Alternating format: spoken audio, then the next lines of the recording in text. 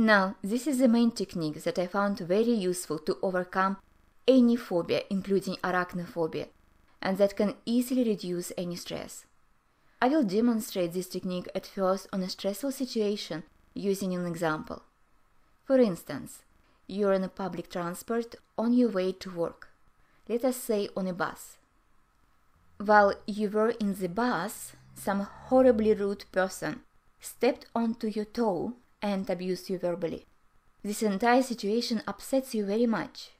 You need to regain control over your emotions, otherwise you can't concentrate on your work, so you are not able to work productively. If you have recently suffered some other situation with someone who upset you in any other way, then please feel free to imagine that person, even if it is your boss. At the end, the result will be the same. You will reduce your stress related to your emotional event. Now, please pay attention. This is what you have to do. Please close your eyes and try to remember this person. Imagine his face, how he looks like. Imagine his eyes, nose, lips, ears. Okay, now please remember him talking to you. This is a very emotional moment, therefore please pay attention. Given that this whole situation touched you so much, I suspect that the picture that you see is very colorful, and it covers your entire visual screen. Now please slowly reduce the sound of the person's voice till it's completely switched off and enlarge that man's lips.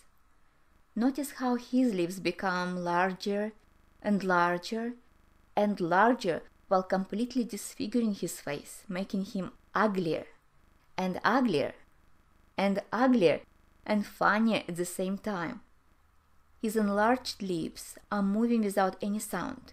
His saliva spits around while he talks with his ugly enlarged lips. Now let that man carry on moving his lips while you will enlarge his nose.